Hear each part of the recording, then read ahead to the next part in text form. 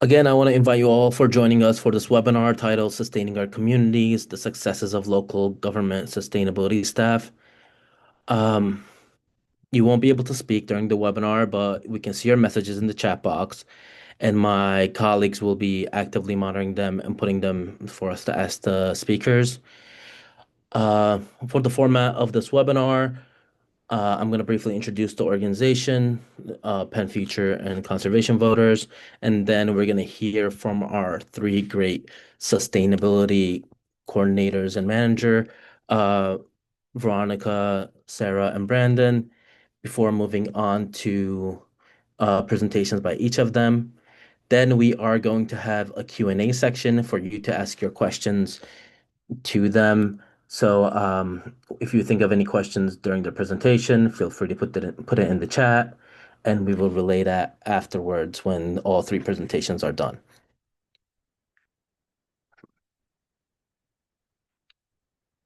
My name is Ibrahim Bukchalabi. I am the Lehigh Valley Civic Engagement Coordinator for both Conservation Voters of Pennsylvania and Penn Future. Next slide. Both Conservation Voters and Penn Future are statewide environmental advocacy organizations. We work to protect our air, water, and land from pollution and keep it clean. And we try to empower residents to build more sustainable communities for future generations. CVPA and Penn Future have a strategic partnership. Penn Future is the state affiliate of the National Wildlife Federation, and CVPA is the state affiliate of the League of Conservation Voters. As the Lehigh Valley Civic Engagement Coordinator, I am the point person here in the Lehigh Valley, and that's why I kind of had the pleasure of putting this event together with the great sustainability people of Lehigh Valley. Next slide, please. In the Lehigh Valley, we are currently blessed to have full-time sustainability staff in each of our three major cities, Allentown, Bethlehem, and Easton. We at CVP and Penn Future were thrilled to be part of the process to help advocate for these important positions. And we look forward to hearing from the great work about the great work that these staff members have achieved during their time. Um, During this hour, we will hear from them about their work, the successes they've achieved, and the current projects they're working on, and any projects you can get involved with. While these updates and important information are great for people living in the Lehigh Valley, we will also present an opportunity for folks from other regions across the state to see this great work that so they can advocate for a full-time sustainability person for their own locality and municipality. Near the end of the program, we will mention why your municipality should have a dedicated staff member, and I will give you some resources to contact your local government officials to advocate for someone in that position. So today we have Veronica Wastanek, the Sustainability Coordinator for the City of Allentown, Sarah DeGrendel, the Sustainability Manager for the City of Bethlehem, and Brandon Sullivan, the Sustainability Coordinator for the City of Easton. Next slide, please. Um, Veronica is the first Sustainability Coordinator for Allentown. She was hired in 2024. And I believe she's the first one in the Lehigh Valley in this role. She leads initiatives focused on climate action, urban forestry, and youth engagement. She grew up in the Lehigh Valley, but returned in 2024 after living and working in San Francisco. There, she founded and led the sustainability division for the city of Half Moon Bay and worked in the nonprofit sector, managing administrative operations and leading a project coalition to expand access to green space and demonstrate nature-based solutions to sea level rise. Next slide. We have also Sarah DeGrendel, who is the sustainability manager for Bethlehem.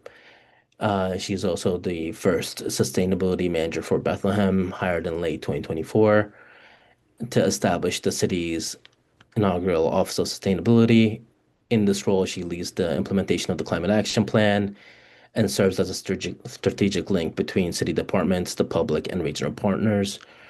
Her work focused on turning policy into practice, ranging from overseeing green building initiatives and municipality efficiency to securing grants for future re resilience. Um, she holds a degree in environmental science and sustainability from Allegheny College and is dedicated to transforming high-level climate goals into a transparent, community-driven reality for the city of Bethlehem. Next slide. And last but not least, we have Brandon Sullivan, who is the sustainability coordinator for Easton. Sorry. Brandon is Easton's first sustainability coordinator, hired in 2025. Brandon's role is to help Easton build a sustainable program and meet the goals of their climate action plan. Priorities are largely defined in the city's climate action plan, including municipal operations, green and open spaces, local food systems and energy, among others. Uh, Brandon spent most of his time living around the nation, living in states such as New York, Florida, Ohio, and Nevada. Seeking to return to his northeastern roots, Brandon moved to Lehigh Valley in 2022, while virtually finishing his Master's of Science in Environmental Policy and Management, Natural Resource Management, and from the University of Denver. It is Brandon's belief that nature-based solutions and rewilding our urban spaces are vital for sustainability and environmental stewardship. Next slide. And with that, I want to hand it over to Veronica to present some information about her role with Allentown. Great. Thanks so much, Ibrahim. Hi, everybody. As you mentioned, my name is Veronica Vostenak. I'm the Sustainability Coordinator for the City of Allentown. I'm really grateful that this is the second sustainability department that I have started. So if you all are looking to advocate for a sustainability staff person in your city and somebody wants to know what that looks like, I'm more than happy to talk about it. But I wanted to talk a little bit about my role, what we've achieved so far, and what we have going forward. Next slide, please. So as Ibrahim mentioned, the Sustainability Bureau in the city of Allentown is housed in the Parks and Rec Department.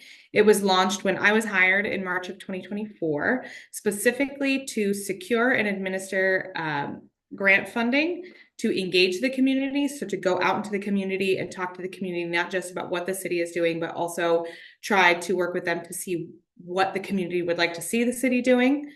I serve as a subject matter expert, not just for municipal operations, so I'm available for other departments to ask me questions about topics, especially emerging topics like data centers or electric vehicles, things like that. But I'm also available for residents and businesses, so people can call me if they have questions about what programs are available or what's available in the city. I can be that resource for them. I also work to develop projects and programs that improve environmental quality in service of people and their health, safety, and quality of life. I always joke that I work in service of people, not in spite of people, because I think sometimes that can be the misconception, is that we're looking at environment just for environment's sake or for beauty, but really it's in service of people and safety and quality of life. Next slide. One of the first projects that we have is our urban and community forestry program. So in 2024, Allentown received a $1 million grant to launch an urban and community forestry program. I administer that program, and with that money, we will be conducting a street tree inventory. So collecting information about all of the street trees, that's the trees in the public right-of-way, usually between the street and the sidewalk. Counting all 15,000 of our trees, getting some information about their species and their condition to help inform us of what's our current conditions as far as our urban forests in the city today. Then with that information, we're working to create an urban forestry master plan. So how do we steward and improve the urban forest in the city? And it will include a species selection plan, which will help the city and our residents and businesses determine what is the best tree in each individual space. So making sure that we have the right tree in the right space and that we don't have some of the problems that we see very frequently where a tree is planted maybe where it shouldn't be. We're also looking to increase the awareness and educate the public about the benefits of street trees. A lot of times people think that trees are just pretty and nice to have. So we want to really make sure that we can quantify and share those benefits with our community. Then we have some money to remove and replace hazard trees in our environmental justice areas and plant 600 public trees in those same areas by June of 2028. Then if you are in Allentown or in the Lehigh Valley, we are having our very first public meeting for the Urban Forestry Master Plan.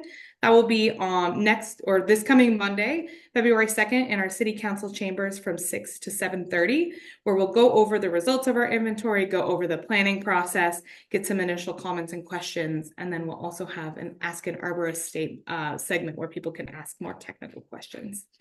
Next slide, please.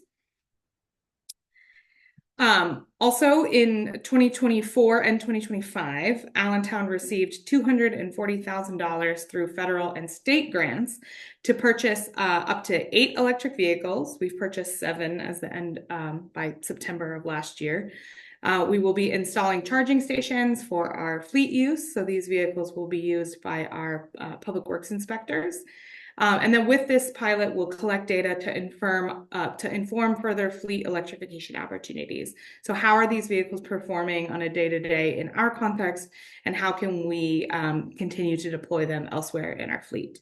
And I would be remiss if I didn't say that this project was very much advocated by our Environmental Advisory Council. So this project was scoped before I started, and I was able to go and secure the money and make sure that everything is moving along. Next slide. Then next we have our Youth Climate Action Fund. So there's actually a typo on this slide. It should be that Allentown received $150,000 in 2024. We received $50,000, and in 2025 we received $100,000 from Bloomberg Philanthropies to subgrant that to 15 to 24-year-olds. That wanted to do climate projects in the city. So I have a list of a lot of the projects that were here that we awarded over the past 2 years. Altogether, we funded 26 projects, and we had a lot of really incredible work that was done. We had some murals that were painted in the city, community gardens, both for food and for pollinators. And we had a student do a Beyond Books campaign with our library, where they purchased kits. They did surveys with the community on what sorts of things other than books that people might want to check out from the library.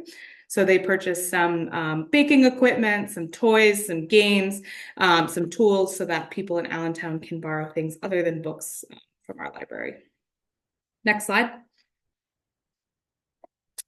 And finally, we will be launching our climate action plan process in the next couple months.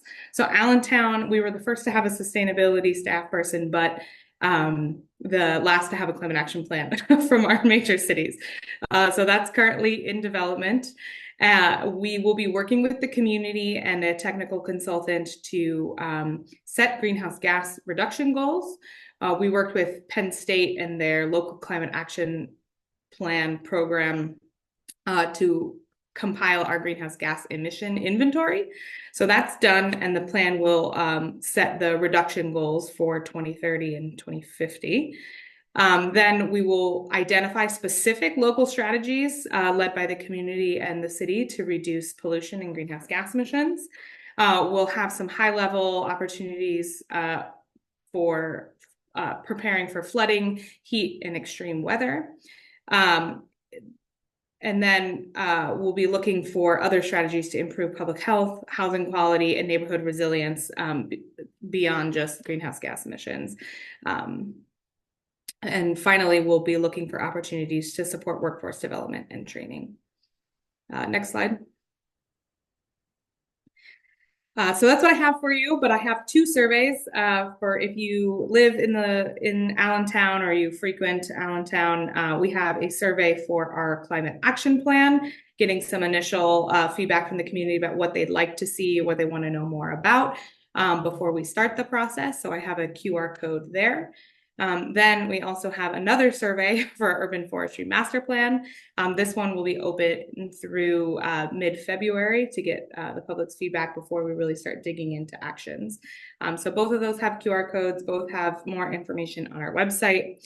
And finally, I just want to say that, again, if anybody wants to reach out to me, if you have any questions, if you want to know more information, both my phone number and my email address are here. I love having those types of conversations, so please don't hesitate to reach out. Thanks for having me today. Thank you, Veronica, for that great information. Again, if you guys have any questions, put it in the chat, please, so that we can ask those to Veronica after the presentations. Next, we have Sarah, Bethlehem Sustainability Manager.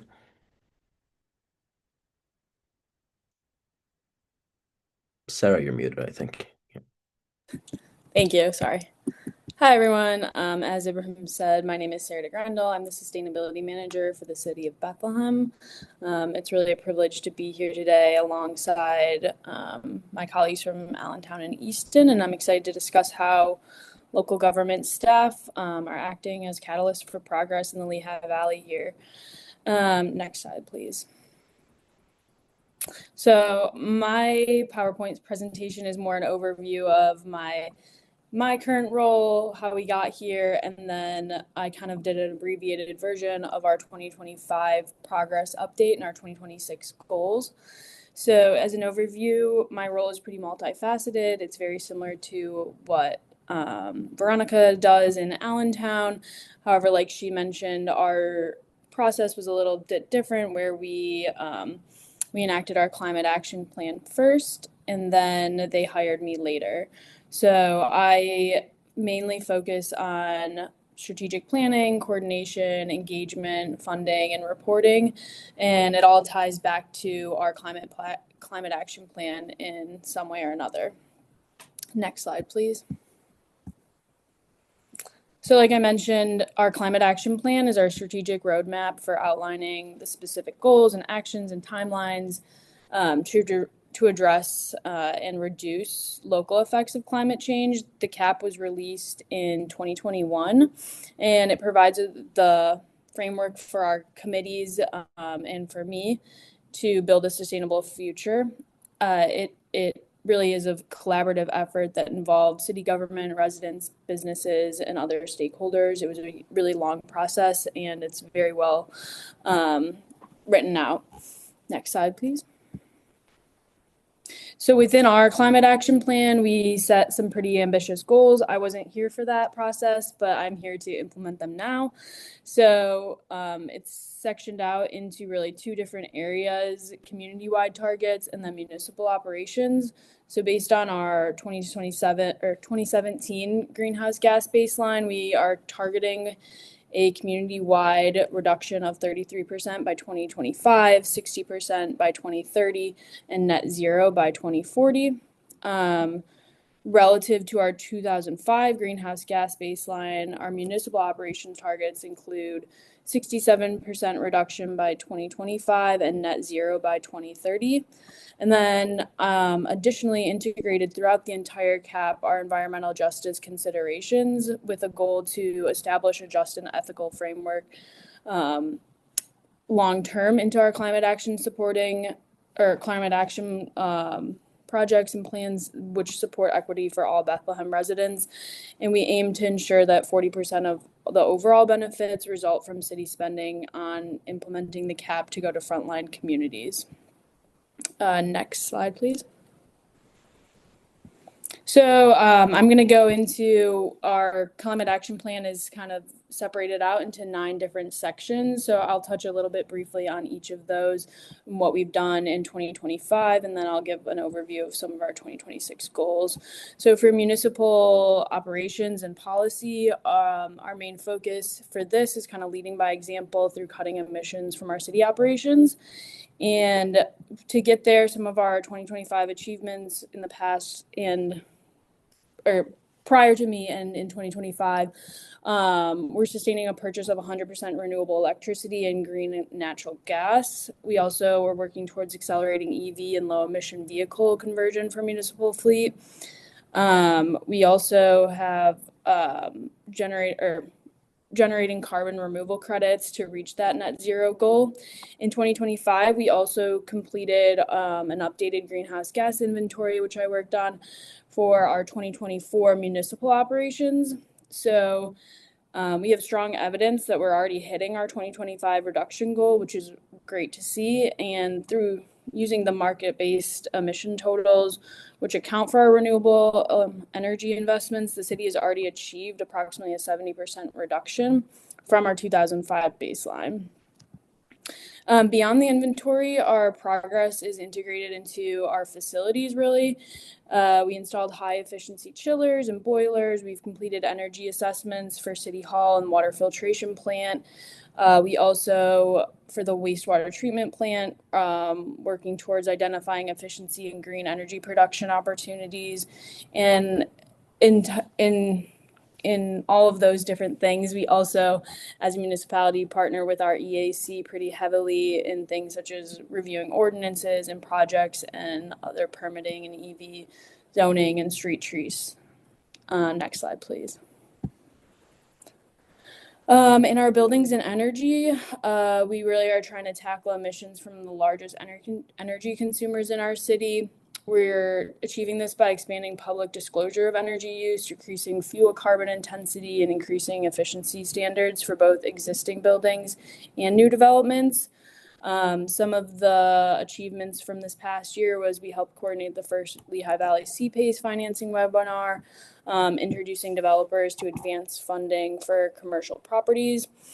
We also completed energy assessments on key city buildings and continue our DOE energy efficiency conservation block grant projects. We also are tracking Pennsylvania's adoption of 2021 IECC codes to prepare Bethlehem for higher efficiency standards. Next slide, please.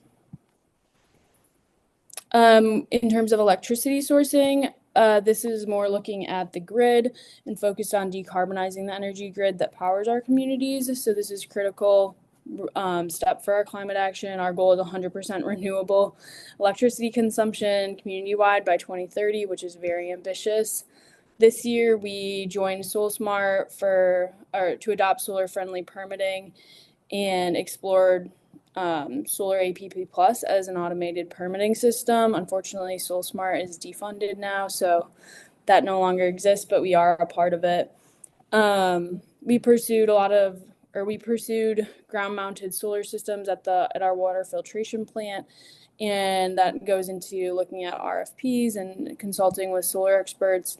We explored combined heat and power at our wastewater treatment plant for high efficiency generation, and we also completed solar feasibility assessments for our city complex buildings. A more fun note is we upgraded 238 LED bulbs at the Bethlehem Star, resulting in a 75% monthly savings. So that was a huge undertaking, but it was great for the electricity bill of our iconic landmark.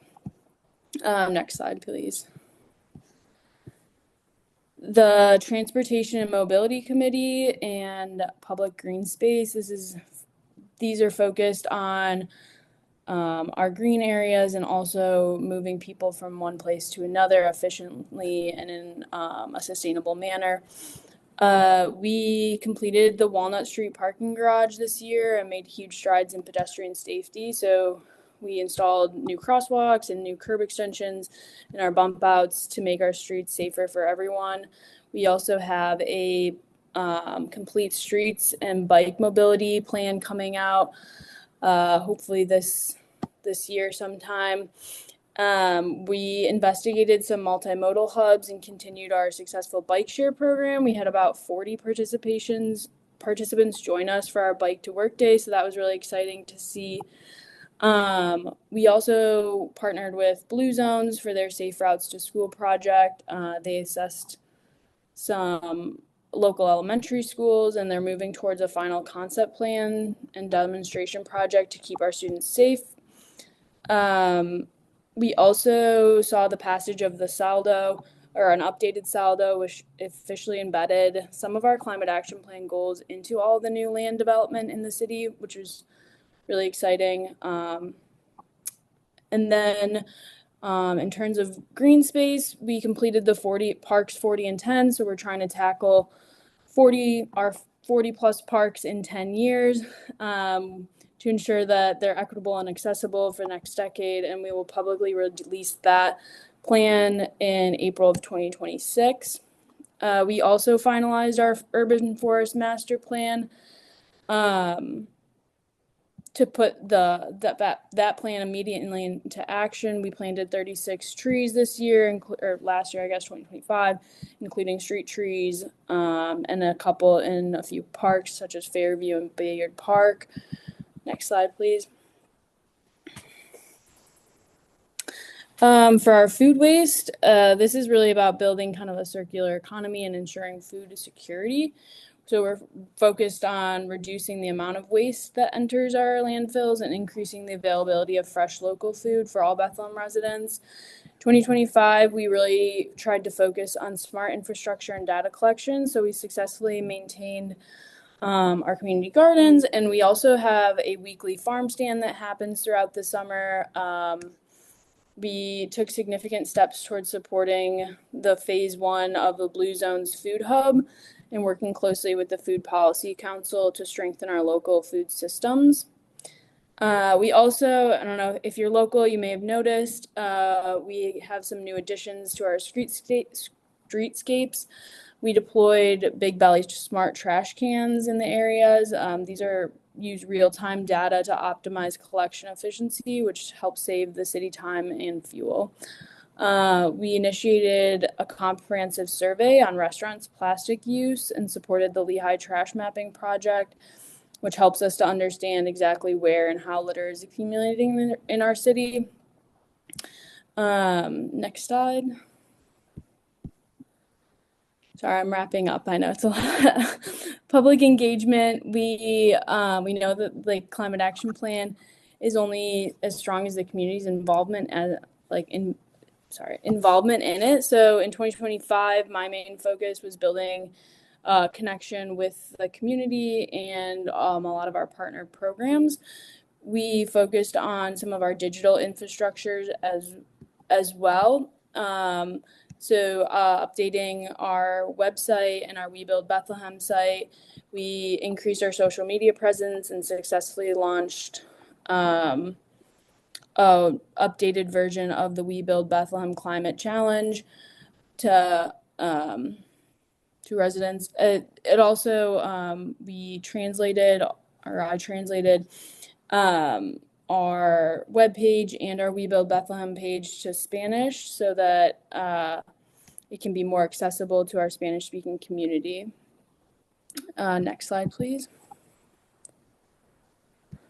In terms of our strategic vision moving forward into 2026, I'll go over a little briefly just some of our smaller things that we plan to work towards. One of our most significant is we will be adopting the 2021 IECC energy codes, and this will help to ensure that construction in Bethlehem meets modern efficiency standards. We're also cutting some of our red tape for residents by adopting Solar APP Plus, hopefully here in the near future, which will move solar permitting to a streamlined online process.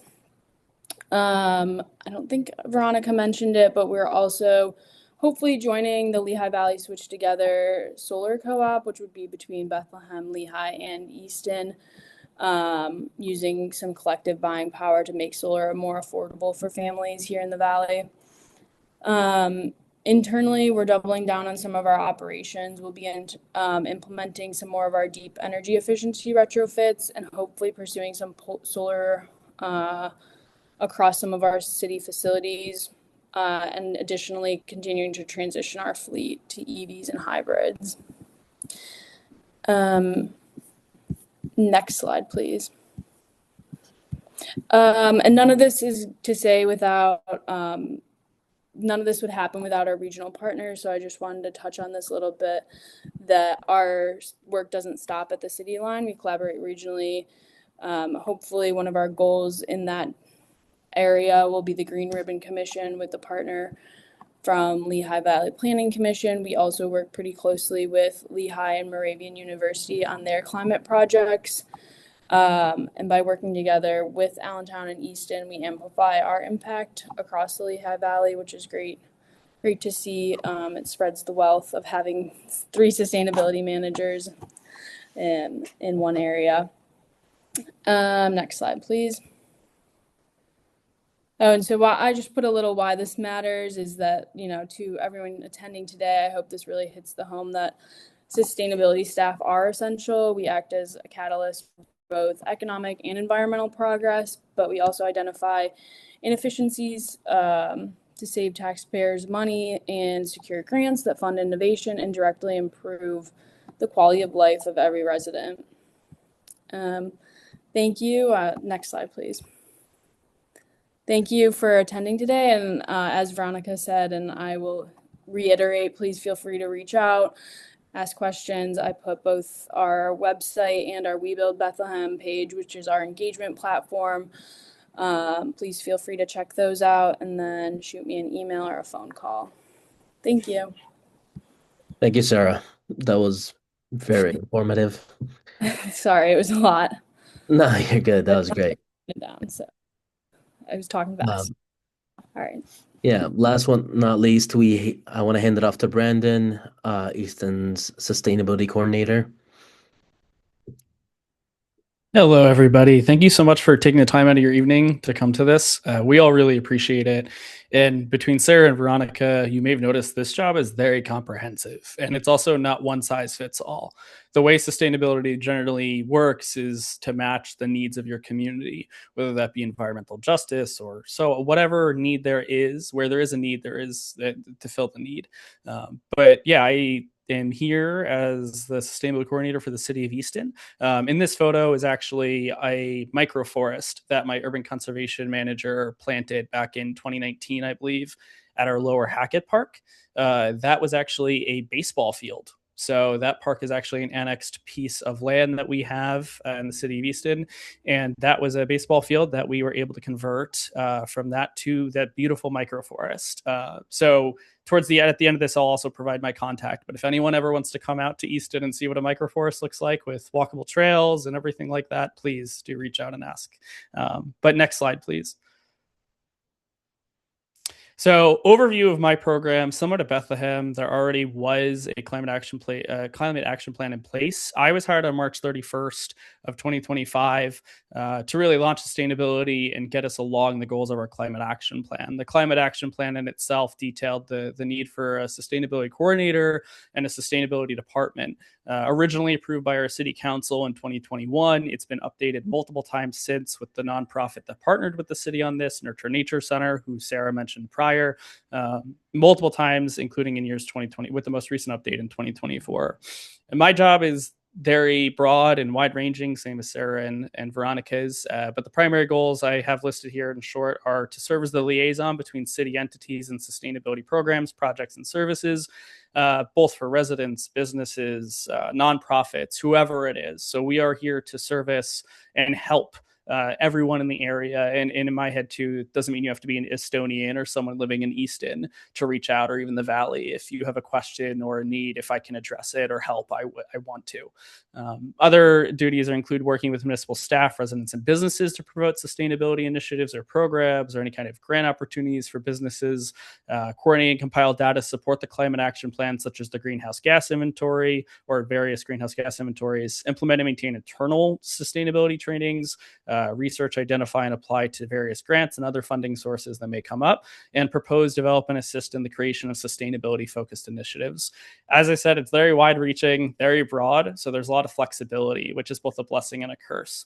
But I do want to specifically shout out Nurture Nature Center and the EAC that I had, because this position was a function of their pressure to the community. I know that I am only sitting in this position and in this point of privilege because the Nurture Nature Center and my environmental advisory council repetitively asked the city to hire someone in this position. Next slide, please. So similar to Allentown, the city of Easton also has the USDA Urban and Community Forestry Program grant from the USDA service. We also received $1 million, which is distributed over 4 years and equaling about $250,000 a year. There may be adjustments in a given year, but generally that's what it comes out to. My role also does require me to work pretty extensively with our urban conservation manager or our forester to help with various items, but partly in help of doing some of the work here through this grant when necessary or when time allows. So we use the funding differently than Allentown does. This grant allowed us to kind of define what we want it to do. And while there is overlap, specifically in like how we plant our trees and being able to remove hazardous trees or anything like that, or street trees, there's other parts of it too, like tree giveaways that we have that are more exclusive to our version of the grant that other municipalities across the country with this grant may also share. But really, the funding is used for tree work to remove hazardous removal and replace, or to do hazard removal and replacement in grant identified EJ areas or environmental justice areas. The map on the right side is actually the environmental justice map. So anything that's in that red zoned out area is not eligible for the grant. So most of the city is eligible for this tree work. And we're on that left side of the river exclusively for those of you that may not be as familiar with Easton. We also are required to plant around 250 trees a year, and we only have one urban conservation manager or forester to do that on top of all of his pre-required work as well, and his own street tree, like all of his planting as well. So me being able to help him helps both sustainability and forestry. We did provide a tree giveaway already, but I will talk more about that as well. Providing educational outreach for street trees is another big function of this grant. It allows us to really get out there and talk to people and hopefully help them understand why trees are a net benefit and generally one of our greatest assets in climate action. Next slide, please. So the USDA EJ tree giveaway that I mentioned prior, I just figured the woman picking up a tree in the convertible is quite a little fun photo, so I put that in there. That was a good moment.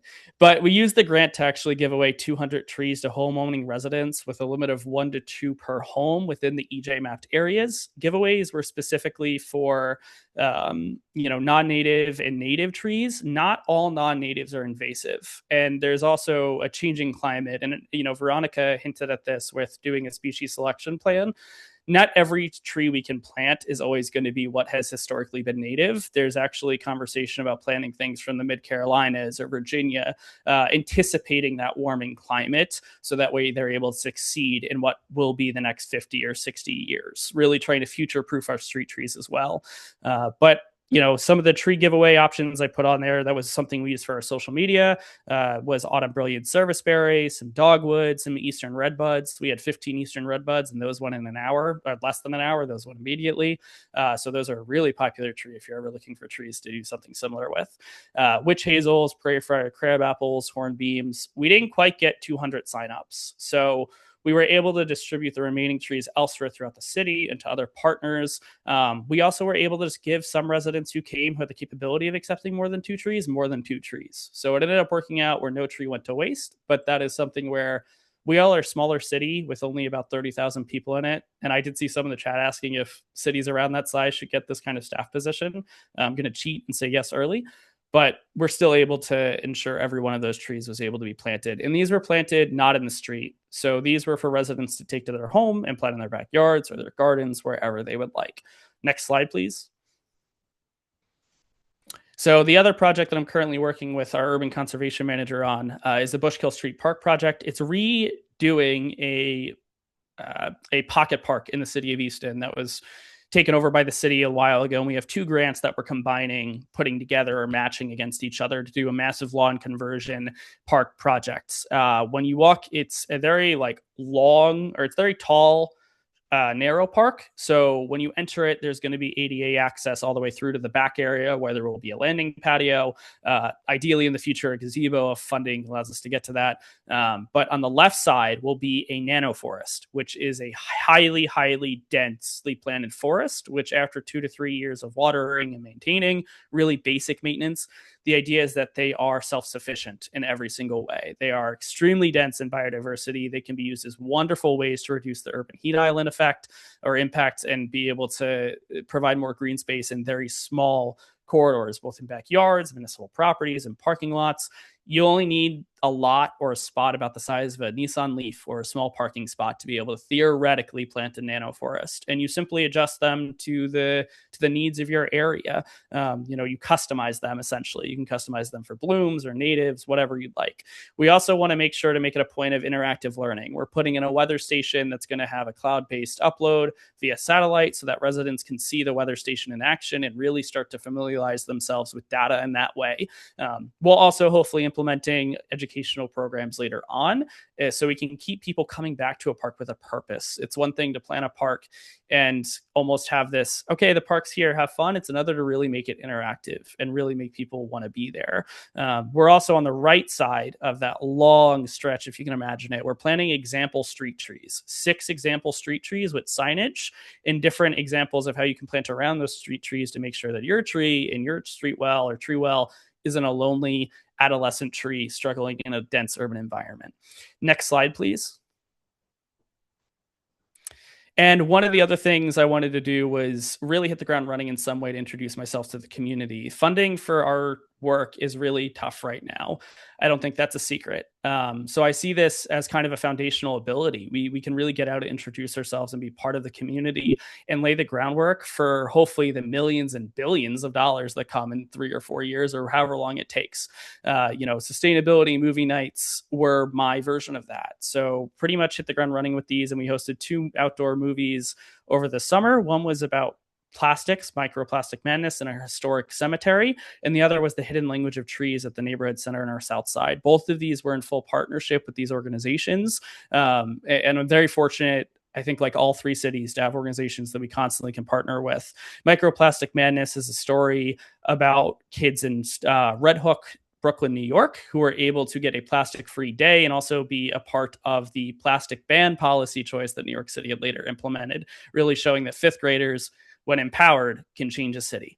The Hidden Language of Trees is actually a movie discussing how trees communicate with each other and how they have emotions and connections, quote unquote, through their root systems. They talk through mycelium. And the mycelium is basically a fungal connection between all these trees in a forest. It's actually James Cameron's Avatar. That's where they got the idea of a tree of life. It was from that idea of connected communicative trees through their root systems and fungal systems. Next slide, please. We also ended up becoming a bird town. So Easton, unlike the others, was not a bird town at the time of me joining the municipal staff.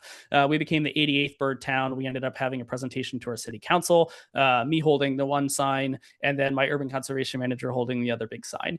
Part of it is that birds are a very, very key indicator of environmental health, particularly air quality and biodiversity. Where there are not insects, there will not be birds. And without insects, there cannot be biodiversity in a lot of urban dense spaces. We're able to partner with the PA Game Commission to provide to provide us with free purple martin towers and chimney swift installations. They'll be coming in the April month. They actually have to build the chimney swift over the winter months and come deliver it. And the purple martin tower structure we actually have, but we're waiting till April per their guidance to install. You can see me actually holding that. It's much taller than I am, and that's just one of the parts. There's a base twice my height as well, though I'm not tall to begin with. But bird towns in general aim to create healthier, more sustainable environments for birds, wildlife, and people through community-based conservation.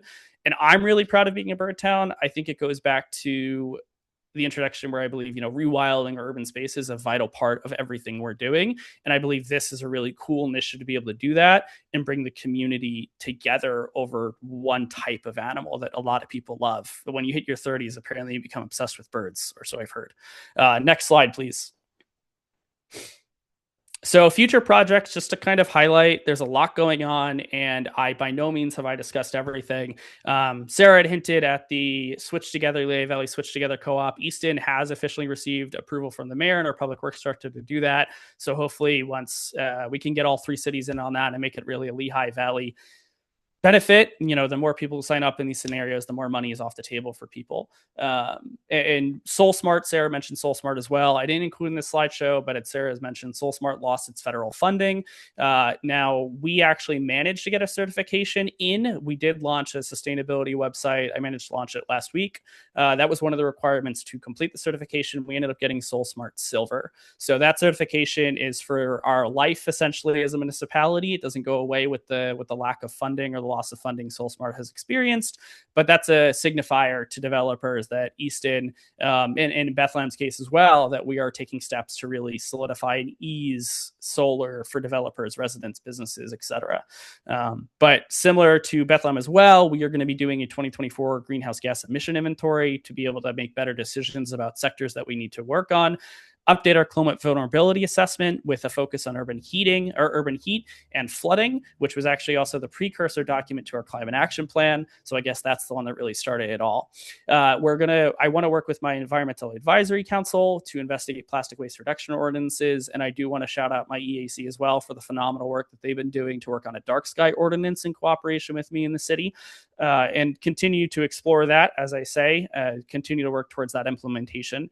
We also want to do an air quality project here and start to push for whether it's air quality sensors or some kind of more active approach to measuring air quality and really beginning that discussion. The air quality in the Lehigh Valley is quite bad. It's one of the worst in the nations as a regional metropolitan area. So a lot of that is due to our urban dense traffic and highway systems. We have 78, we have 22, a lot of trucking, a lot of warehouses, a lot of data centers supposedly coming in, and likely to come in the next few years or decades. So, but yeah, thank you again, everyone, for being here tonight. And next slide, please.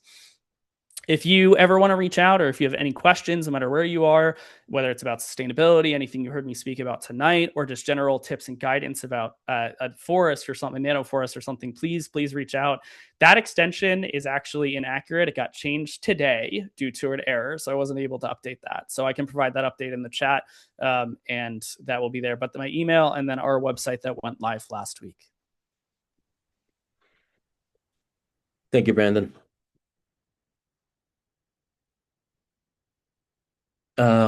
As we saw tonight, there's a lot of great work going on throughout the Lehigh Valley. And as Brandon did and Sarah and Veronica, I did want to give a shout out to the local EACs, environmental advisory councils, and the great work that they do to advocate for these positions and, just generally for sustainability and local environment. A lot of these sustainability managers and coordinators, they make a important impact and a very positive impact for the local communities. Not only do they implement local climate action plans, which may or may not already be drawn up, but they also initiate other projects that would not be attempted without their leadership. Without a dedicated person, a lot of great environmental ideas stay just as ideas, unfortunately, and there is no one taking charge to implement them, whether it's managing the logistics or just managing it in general. We recognize that there is a lot on the plate of local government staff, and if a city or municipality is able to hire someone dedicated for this work, you can see from tonight that it can bring about a lot of benefits for their community. With the increasing effects of climate change felt in our communities, whether that's drought, disease-carrying mosquitoes, more violent storms, heat islands, a full-time sustainability person is crucial for future-proofing our localities and focusing on resilience. Furthermore, they provide an important connection between the public and the government, running public education programs and helping residents. Now, your municipality might say that they don't have the budget for a full-time sustainability staff member.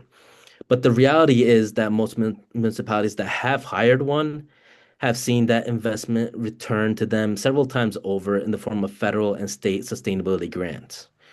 So if you don't have a full-time sustainability person in your municipality or your locality, however your system works, tell your local officials and city council members that hiring one is not only essential, but is not only necessary for being green, but also it makes the municipality more efficient and implements a more sustainable vision for the future.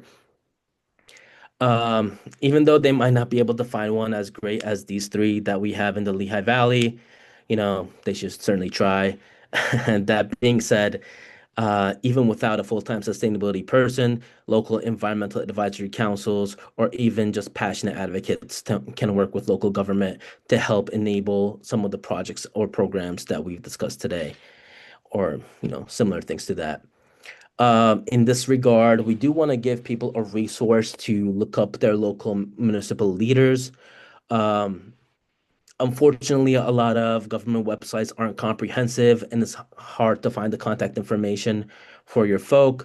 So this website that we can drop in the chat has a lot of links.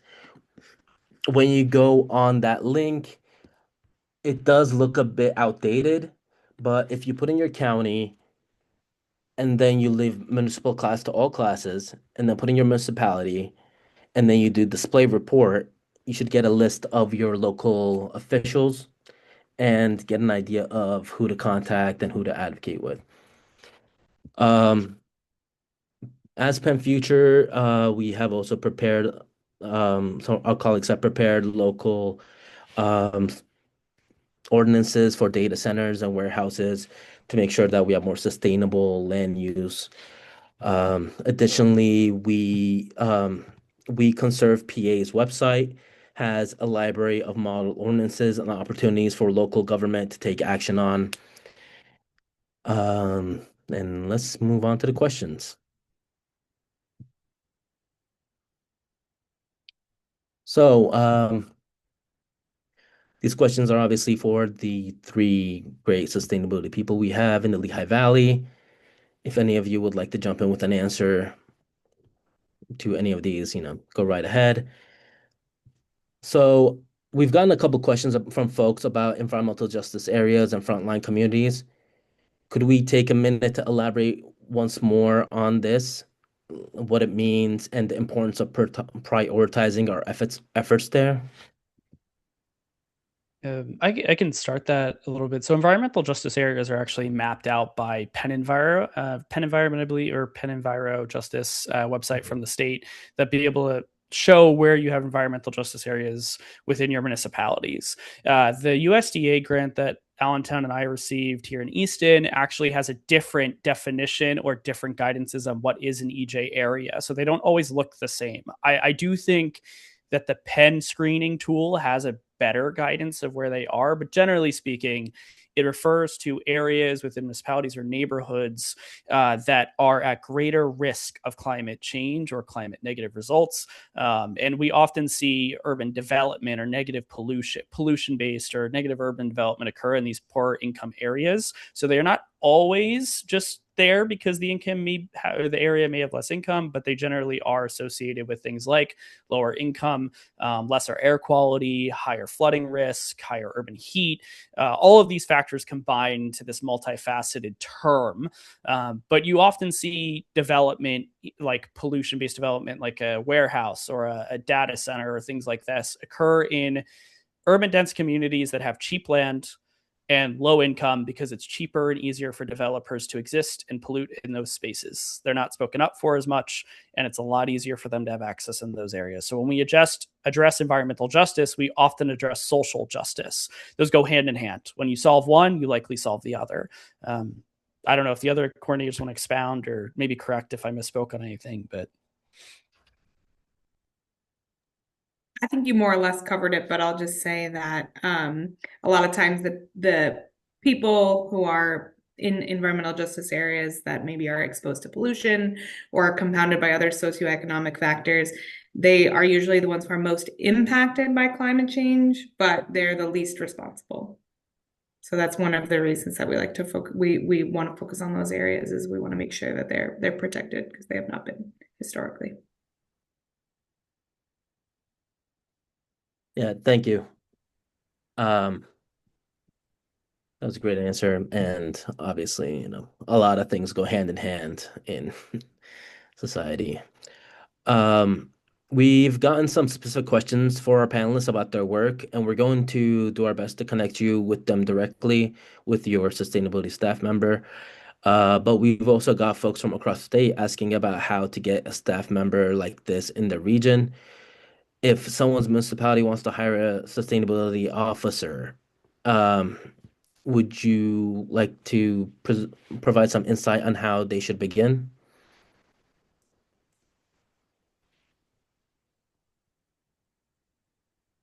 I can say I know that I saw a lot of questions about kind of the size of the municipality, and I just wanted to share.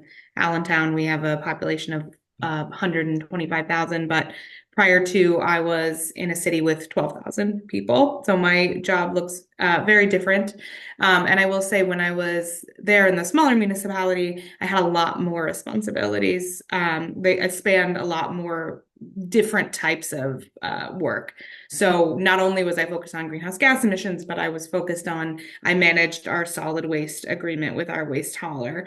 I was responsible for all of the like waste education. I was responsible for stormwater, transportation planning, a lot of things. So I think that like Brandon said, it can be a blessing and a curse. Sustainability is fairly broad, but I think that person can wear a lot of hats, and you want to look for somebody who is well-rounded, somebody who's a good communicator, who can both understand and synthesize complex information, share that with the public in a more easy to understand way, somebody who can bring people together, and then also somebody who is resilient, no pun intended, but sometimes it can be really difficult work, and you can get a lot of no's.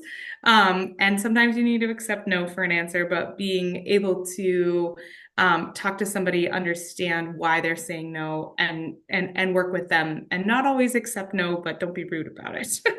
So it's a very specific skill set, but really that's I believe the most important, because local governments have a lot that they're doing, and they're used to doing them in a very specific way, and we're looking to do some level of systems change, which is hard work, and sometimes I feel like I'm running up against a wall, but we make headway.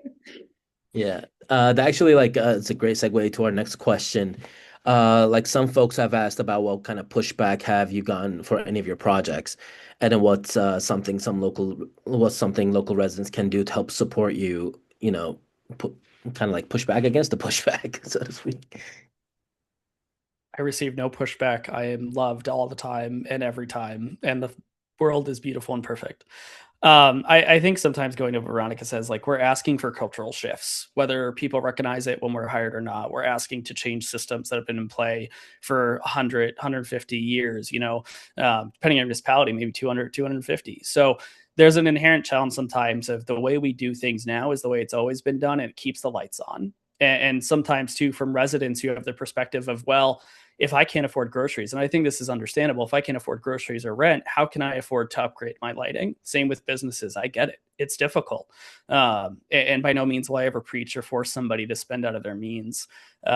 But I think when it comes to supporting us, go to your council, go to your elected officials and speak to them, express your concerns. And maybe something you learned from what we do tonight is a gap or a challenge that your municipality is facing and someone more within our expertise can address. But yeah, definitely. And even when we're in positions, or if there is one in your municipality already, go to council. And if you see something you believe will be a net benefit that they are talking about or referring to, show them support. Also, a kind phone call or email doesn't hurt. But yeah. I would like to just say, like, also join your EACs, be a part of your community, go to those events that they're putting on or that other local communities are doing, community groups are advocating for, be a part of that community and get to know your neighbors. I think collectively it makes a big difference. And our EACs have a lot of power if we support them in the right way, and they support us. So that makes a big difference.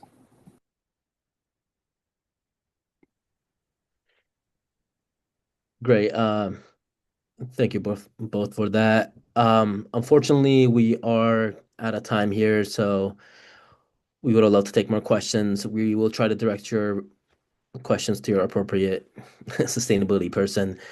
Um, as we wrap up, um, I want to thank all three sustainability people, staff members for attending this event, for joining us, taking time from their precious schedules. You're a great resource in our communities, and it's always a pleasure to see your efforts in and around the Lehigh Valley and share it with folks as best we can. Um, as we wrap up, I also want to mention our upcoming webinars, including on February 10th, Tuesday, we have our energy affordability agenda and how it can direct Pennsylvania state leaders to lower our electricity bills with a clean, sustainable energy future and what we can do about that. Um, Additionally, we have a land use webinar on March 4th for a virtual conversation for better understanding how to protect our communities from reckless, poorly planned data center development. Um, yeah, and thank you all for joining us today. We're very proud to have the cities of the Lehigh Valley have these staff members and recognize their, efforts and the programs that they put together. Thank you, and have a good night.